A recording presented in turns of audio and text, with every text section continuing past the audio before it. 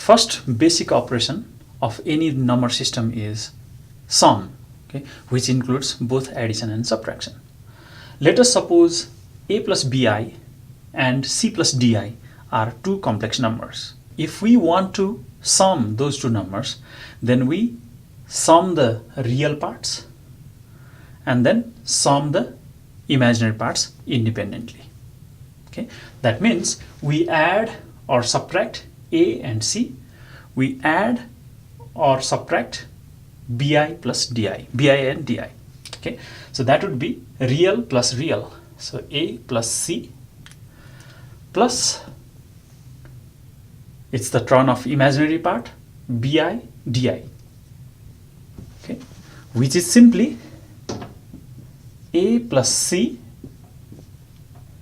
plus b plus d I. Now here what you need to understand is, if this is negative, then be careful, you must operate this entire complex number by a negative number, and just think that this is a binomial expression and you can multiply the negative sign, which we assume to be here, to both of these. Okay, and be careful about negative signs, it might confuse us. Product of two complex numbers. Consider a plus bi and c plus di are two numbers that we want to multiply with each other. Then we would just think that these two are two binomial expressions and multiply accordingly. I want to start multiplying by a. Okay, so first a will be multiplied with c, so that gives a times c, and then it's the turn of a and di.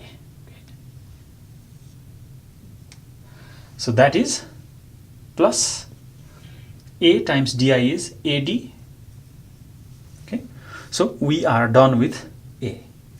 Now it's the turn of bi. Okay, and bi should multiply both c and di. Bi first multiplies with c plus bi times c is bc times I.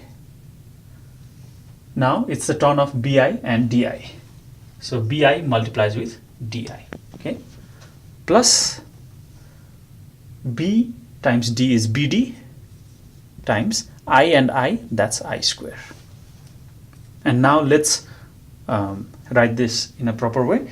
So that would be, let us talk about this AC, which is simply AC plus AD and I, BC times I. So there is I in common, so we would write in this way, AD plus BC times I. What is I square? I square is -1, so it becomes BD, negative BD. Okay, then you can see AC and negative BD, they are two real numbers. Okay, so I can write in this way, AC minus BD, that's the real part, plus the imaginary part would be AD plus BC I. Okay, so that's our multiplication of two complex numbers. And don't forget that I square equals -1. Don't forget this thing. After talking about multiplication of two complex numbers, I would like to talk about powers of I. I is simply root under -1. Now I square equals to -1. Now let's take the power of I to the 3 equals, then I can write it in this way, I square times I, which is simply I square is -1 times I is -I. How about I to the power 4? I to the power 4 can be simply written as I square to the power 2.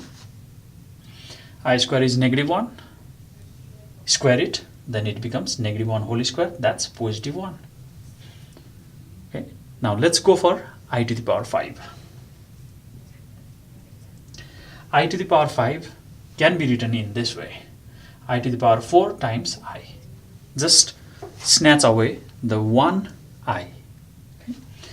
Then this can be written as I to the power 4 is simply 1 times I is simply I. Now you can see that after this point,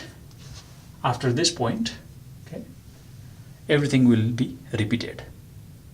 Now this will give you an idea about how to find higher powers of I.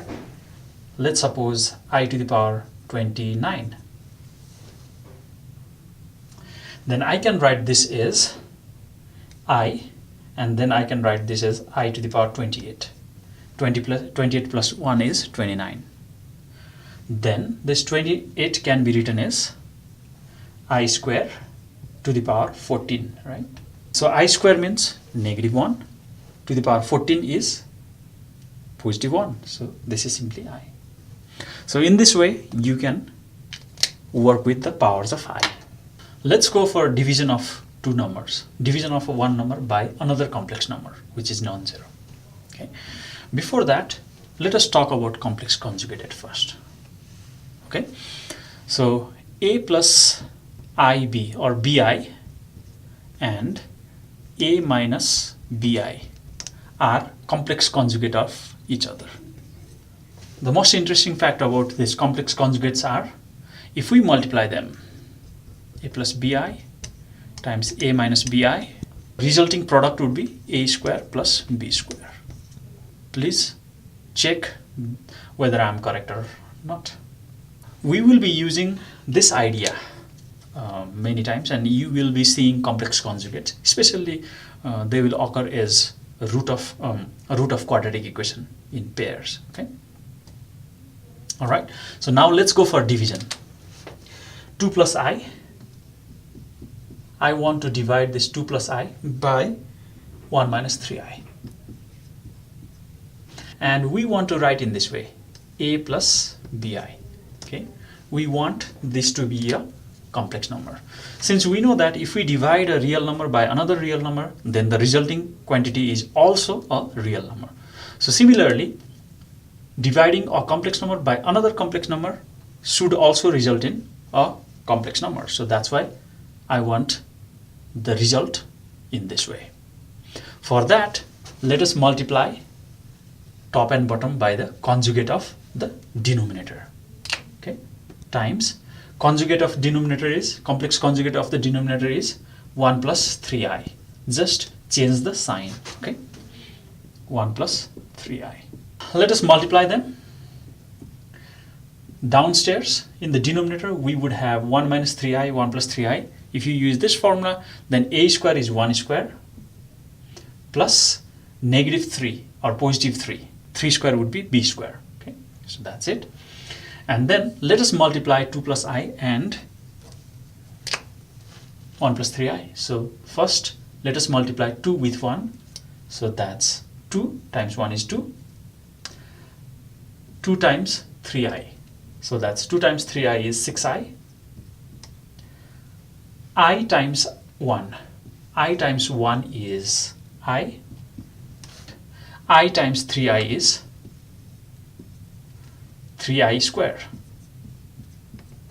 I can write this as 2 minus 3i, since I square equals to -1. So 2 minus 3, let's write in this way, plus 6i plus I is 7i, divided by 1 square plus 3 square is 10. Okay, 9 plus 1 is 10. So I can write this as 2 minus 3 is -1 plus 7i divided by 10. Okay, or simply I can write -1 over 10 plus 7 by 10 I. That's the desired form of the division of two numbers. Okay, remember, it's just like rationalizing the denominator that you might have already faced previously. We multiply and divide by complex conjugate of the denominator. That's the key to divide any complex numbers by another complex number.